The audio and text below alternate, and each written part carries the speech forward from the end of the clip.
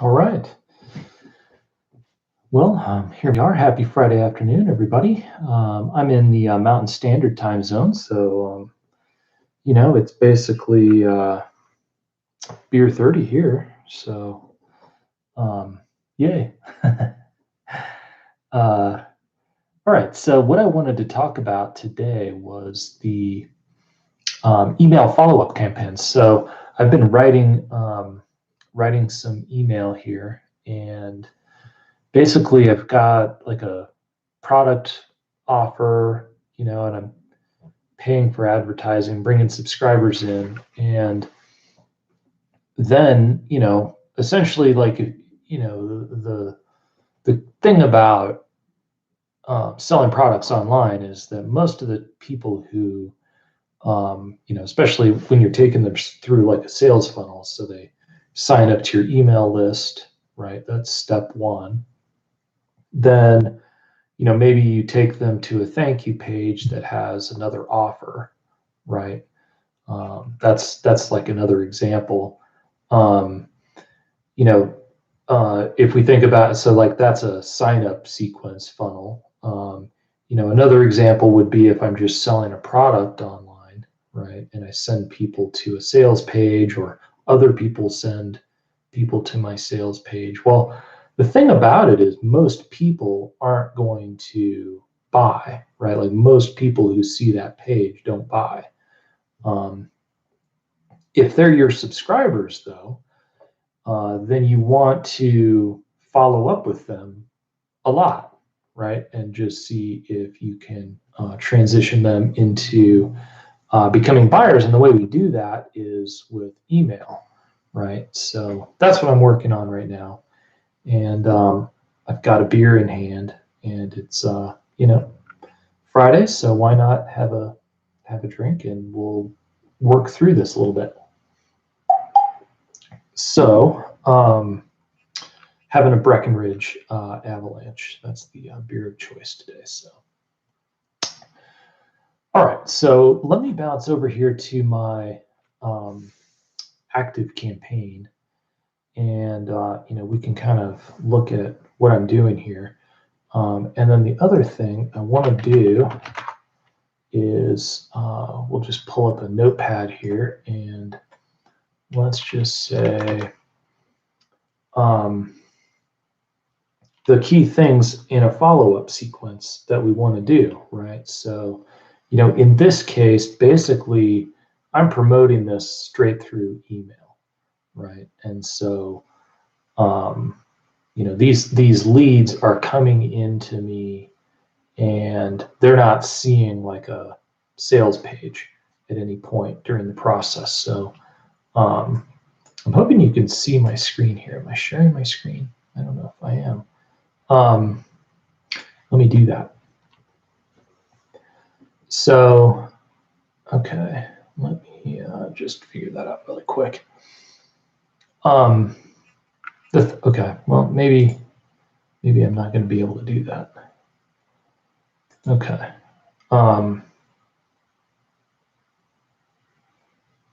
Apparently I need a little lesson in sharing my screen here on YouTube. I'm not seeing it, but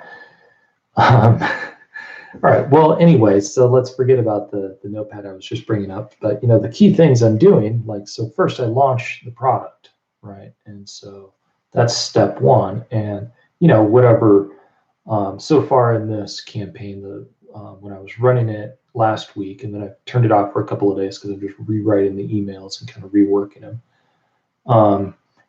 Is I had all total 16% openers, right? So you think, okay, that's not great. That's not like my normal emailing, but these are like colder email leads. So I've got to kind of warm them up. And so a lower open rate is totally expected here. So, that's okay, but I'm going to launch the product to them. So basically presenting this to them as, hey, you've got a discount, right, on this product. And that's kind of one of the things that the ad that they're seeing is saying, so it's just congruent that way. Like it's a discount, like you're going to come in, you're going to get a discount, and click here, right? They click, they provide their contact information. They don't really see a squeeze page. In some cases, they might.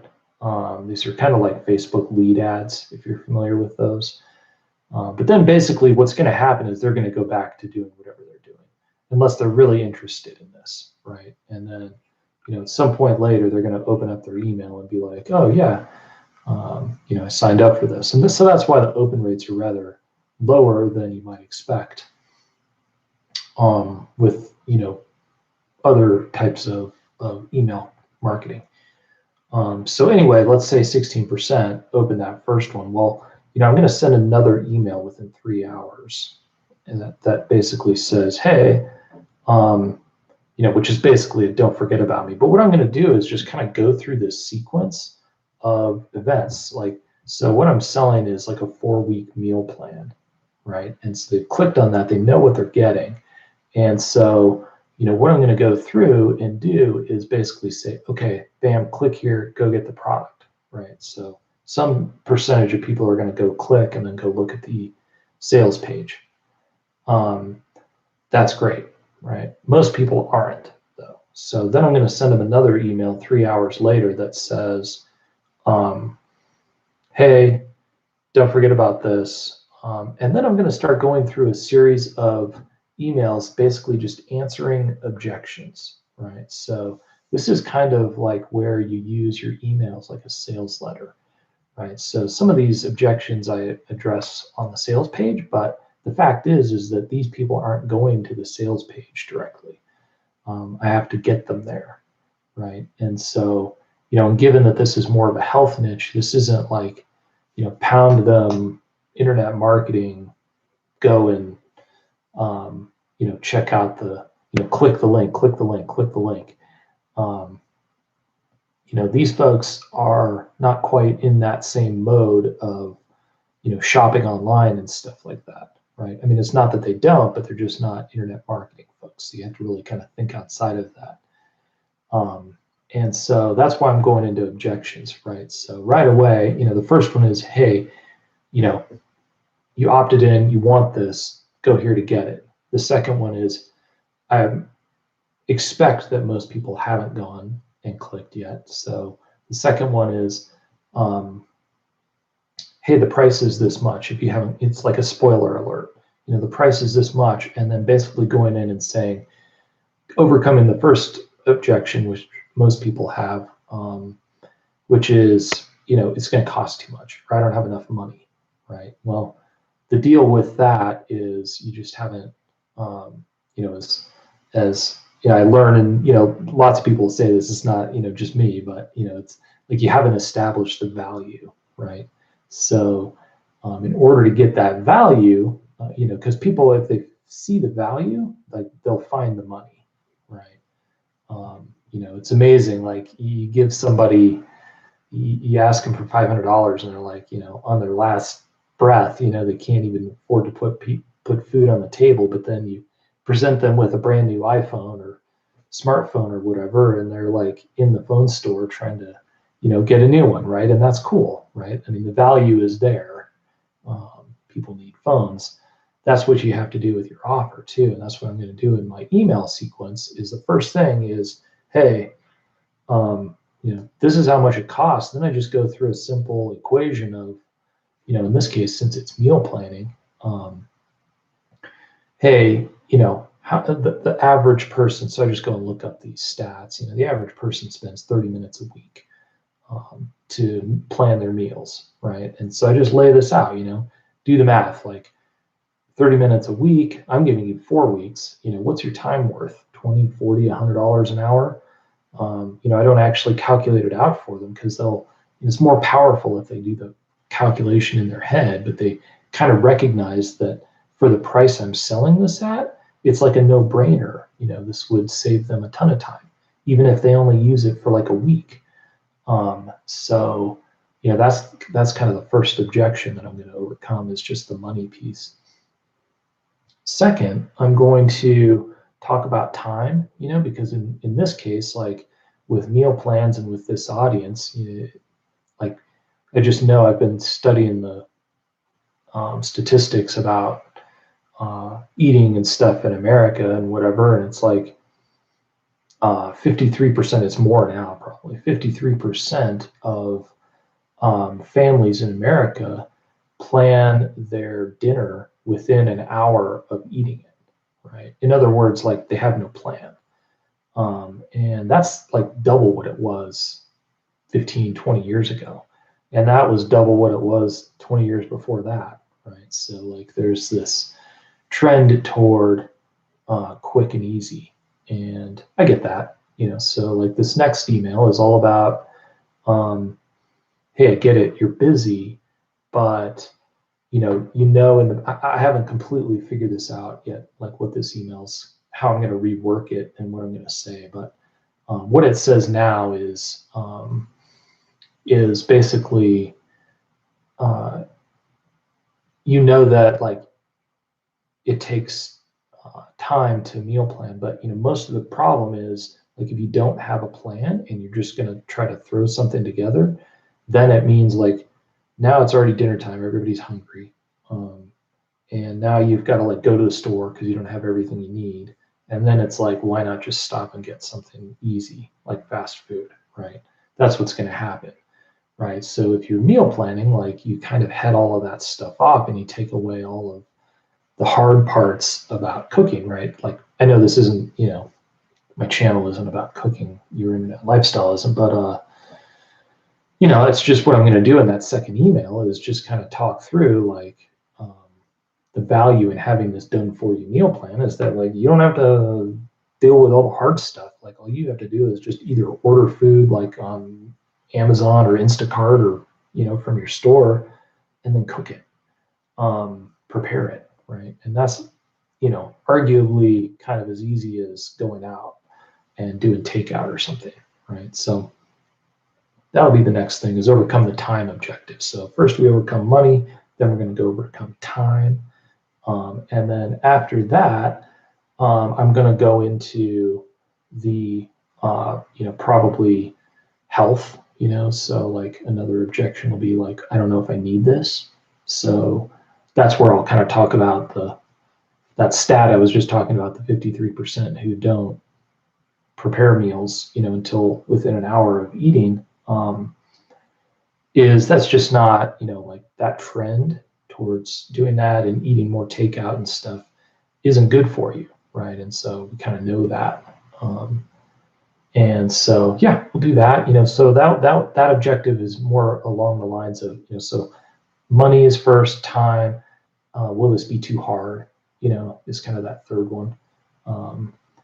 And that's where, we'll just kind of talk about, these are pretty easy meals. One of the things I talk about in the class, of course, like I'm weaving all this stuff in to the emails, right, is how to kind of think ahead and know, like, in your family, in your life, like maybe Thursday, Tuesdays and Thursdays are like always busy nights, or they're late nights, or, somebody works nights on Mondays and Wednesdays. So, those are crazy nights. Like when you know that in advance, like you can easily plan for that, right? So if you're meal planning, like it doesn't mean you have to, choose the most difficult meal to make for the busiest night of the week. Like, organize it, shift it around. And so that's kind of what we'll do in that email. So that's what we'll do. It's just a few emails. I mean, and basically what I do is just set on the product page a timer so that basically all of this is going to happen within a 3-day. So it's like a 3-day email sequence, right? And so I'll probably send 6 emails in those 3 days, all total. And so I put a time limit on it. Is kind of the point here, right? And so as we move down the objections, then towards the end, we're going to start moving toward you're running out of time, right? And that's all we can do, right? And so that's how, from a email marketing perspective, writing a follow-up sequence, like let's say it's, a lot of people put out there like these templates, like a 7-day email follow-up. Yeah, that's a pretty long time. I like to, when I'm selling a product, have it open just for 3 days. And so, but I'll take a 7-day sequence like that and crunch it into 3 days, right? So, that just means they're going to get multiple emails each day. So, and that's basically on that last day, you want to send them, hey, last day. I mean, these are going to be these are the least likely people to actually act.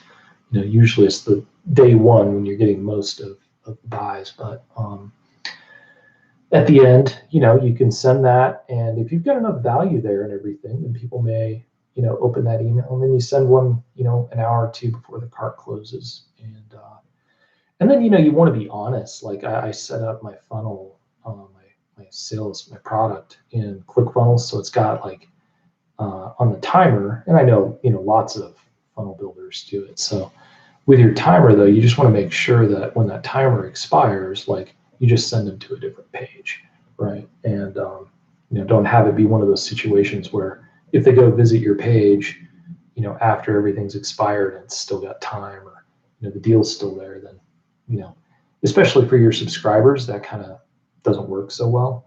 It just kind of leaves a bad taste in their mouth, like you don't really mean it when you say the time limited offer. So in order to make that time limited offer real, actually get rid of it, and that'll help your sales. Like you can put it back on the market in 3 days if you want, or next week or whatever, and do it again.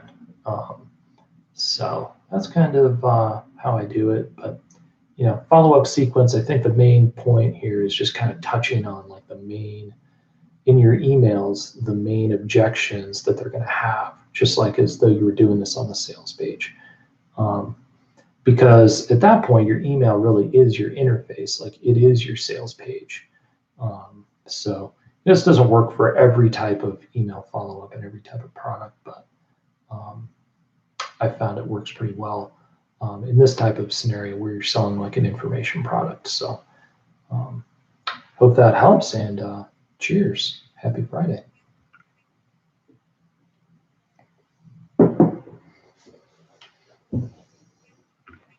Any questions?